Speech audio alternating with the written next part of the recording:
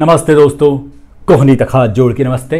Budget budget budget कल सुबह से लेकर अभी तक इतनी बार बजट सुन चुका हूं। मैंने सोचा था कि बजट वाले मसले पर बिल्कुल भी मैं वीडियो नहीं बनाऊंगा, क्योंकि इसको सुनते सुनते बदहजमी हो जाती, ओवरडोज हो जाता है। जिसको देखो बजट की ही बात कर रहा होता है। इस दिन तो सेलिब्रिटीज़ भी सब कुछ अपने रील्स और फिल्में प्रमोट करना छोड़ के बजट की बातें करने लगते हैं।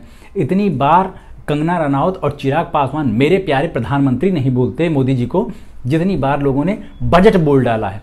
हर कोई बजट एक्सपर्ट बना हुआ है, लेकिन फिर भी न जाने क्यों मुझे ऐसा लग रहा है कि फाइनेंस मिनिस्टर निर्मला सीतारमण की जितनी ट्रोलिंग होनी चाहिए है उसमें कुछ कमी रह जा रही है। मतलब प्रॉपर तरीके से हो नहीं पा रही है।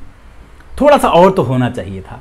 जिस हिसाब का उनका गुरूर है, उनका एटीट्यूड है, उनका जो घमंड है, जो बोलने का तरीका है, जिसमें जो कड़वाहट है, उसको देखने के बाद लगता है कि वो भारत के लोगों, यू ब्लडी गरीब पीपल, इससे ज़्यादा कुछ नहीं समझती हैं। और यहाँ के मिडिल क्लास का और गरीब जनता का खून चूसना ही सरकार की ड्यूटी है, ऐसा जान पड़ता है उनकी बोली भाषा देख के।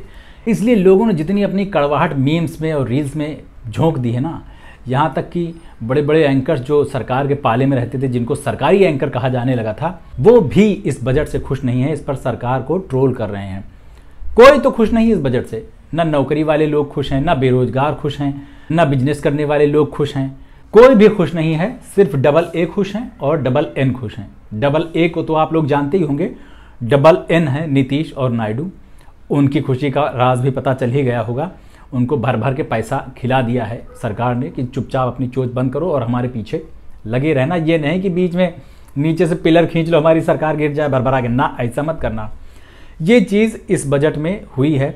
अगर इनको पूर्ण बहुमत मिल जाता तो ये जो दो स्टेट्स को बहुत सारा पैसा मिल गया। सोचिए गवर्नमेंट ने कितना छाती पर कितना बड़ा पत्थर रखकर इन दो राज्यों को बजट दिया होगा, ये अलोकेट किया होगा।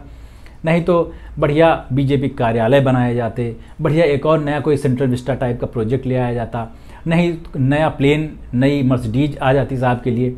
लेकिन वो सब छोड़कर इतना ज़्यादा पैसा इन स्टेट्स को देना पड़ा। गले में हाथ डाल के निकलवा लिया इन लोगों ने, पता नहीं कैसे कैसे क्या किया होगा। तो ये बदलाव आया है, लेकिन उसके बाद कोई और बदलाव नहीं था। रेल मंत्री अश्विनी वैष्णव तो सिर्फ इसलिए खुश हो गए कि चलो इसी बहाने एक्सीडेंट से और रेलवे की खस्ता हालत से लोगों का ध्यान बजट पे गया। अब उनके बजाय लोग निर्मला सीतारमण को ट्रोल करेंगे, इसलिए वो भी प्रेस कॉन्फ्रेंस करने आ गए। मोदी जी ने ये कर दिया, मोदी जी ने वो कर डाला। सबसे ज़्यादा मिडिल क्लास वाले लोग रो रहे हैं। एक बात ध्यान रखिए आप, मिडिल क्लास कभी भी, मतलब जीवन में क्या, मुझे तो लगता है जब से मैं देख रहा हूँ, या जब से देश आज़ाद हुआ है, या हो सकता है उसके अभी आगे अंग्रेज़ों के ज़माने में, मुग़लों के ज़माने में भी मिडिल क्लास कभी खुश नहीं रहा होगा बजट से। उसको हमेशा लगता रहा होगा कि महंगाई ज़्यादा हो गई, हमारे खाने पीने का, पहनने ओढ़ने का सामान महंगा हो गया है। लेकिन पहले ऐसा होता था कि सिर्फ खुश नहीं होते थे। बजट आया, देखा, मुंह बनाया, निकल गए। अब दुखी हो रहे हैं, रो रहे हैं। टैक्स पेयर परेशान है कि यार काम से ज़्यादा हमको चिंता टैक्स की हो रही है। आखिर हम काम कर किसके लिए रहे हैं? अपने लिए तो नहीं कर रहे, अपनी फैमिली के लिए नहीं कर रहे हैं। जो कमा रहे हैं सब सरकार को दे रहे हैं। जो सैलरी आती है उसमें मोटा हिस्सा सरकार को जा रहा है। जो हम उससे खरीद रहे हैं उस पर मोटा हिस्सा सरकार को जा रहा है। जो चीज़ें हम बेच रहे हैं उस पर सरकार को जा रहा है। जो कहीं हम इन्वेस्ट कर रहे हैं, इन्वेस्ट करते टाइम जो खरीद और बिक्री कर रहे हैं उस पर भी सरकार टैक्स ले रही है। हर तरफ से, मतलब वो जैसे शरसैया पर भीष्म पड़े हुए थे ना, बाणों की खटिया पर, वैसे पड़ा हुआ है मिडिल क्लास आदमी।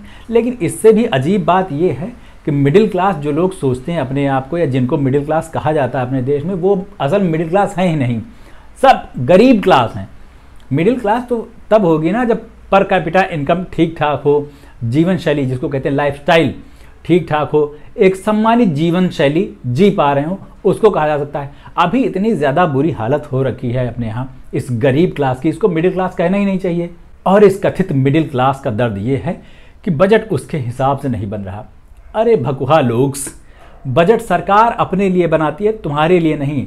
वो तुमसे कितना पैसा कमाया जाए इसके बारे में सोचती है, तुमको कितना दिया जाए, कितना लौटाया जाए, ये सब तो उन्हीं पॉट होल्स से पूछ लो। इन्हीं बरसात में खूब सारे गड्ढे हो चुके हैं रोड में, वहाँ जाके पूछ लो। रेलवे में चले जाओ, वहाँ पर धक्के खाओ, वहाँ से पूछ लो। अस्पतालों में चले जाओ, वहाँ पता कर लो कि बजट तुम्हारे लिए कितना ज़्यादा इंपॉर्टेंट है सरकार की नज़र में। वित्त मंत्री ने बजट पेश करते हुए बड़े गर्व से कहा कि शमशान घाट और जो अंतिम संस्कार में जो चीज़ें होती हैं, जो क्रियाक्रम होता है, उसमें लगने वाली चीज़ों पर कोई जीएसटी नहीं है, कोई टैक्स नहीं है।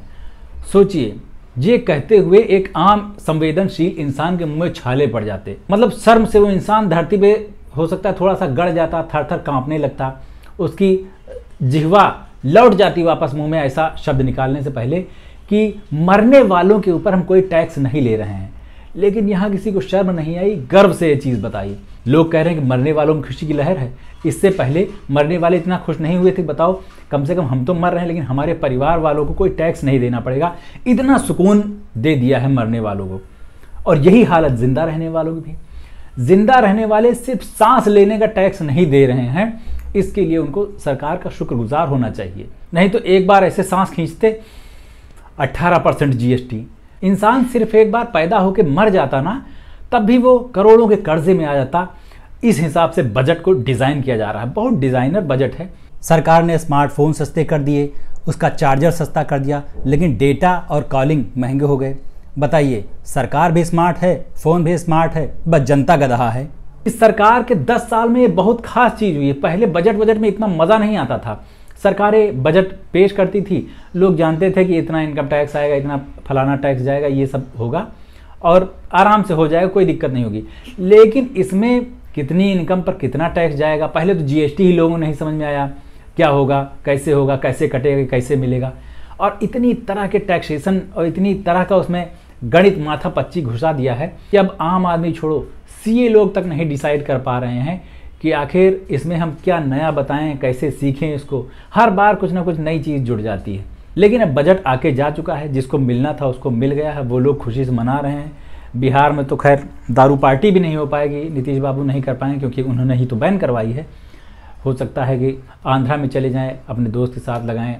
लेकिन बाकी जिनको नहीं मिला है ना, वो प्लीज़ रोना बंद करो यार, कितना रोते रहोगे। शाहरुख खान ने जवान फिल्म में यही बात समझाई थी, वो भी इलेक्शन से पहले, वोटिंग से पहले। उसमें भी बताया था कि उंगली करते टाइम थोड़ा दिमाग का इस्तेमाल कर लिया करो। मटका खरीदने में इतने बार 500 बार सवाल करते हो, लेकिन 5 साल के लिए जो सरकार चुनते हो उससे कोई सवाल नहीं करते, कोई उम्मीदें नहीं है। फिर जब धर्मजात देख के वोट दे रहे थे तो बजट के लिए क्यों रो रहे हो यार?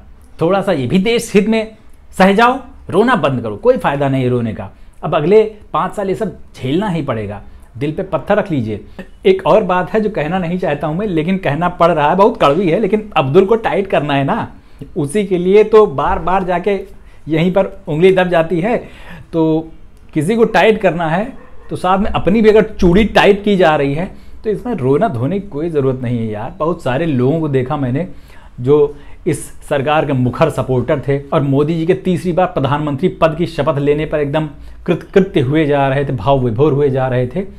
वो अब कह रहे हैं कि ये सबसे बेकार सरकार है, सबसे वर्स्ट फाइनेंस मिनिस्टर है और उल्टी सीधी 50 बातें कर रहे हैं।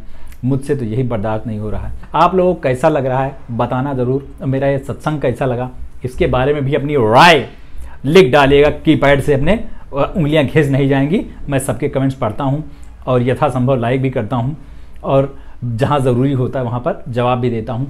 अगर अच्छा लगा है तो लाइक वाइक कर दीजिए वीडियो और मेरे इस चैनल को सब्सक्राइब कर लीजिए। आप सब्सक्राइब करेंगे तो मुझे बहुत अच्छा लगेगा और ये वीडियो, ये चैनल ज़्यादा लोगों तक पहुँच सकेगा।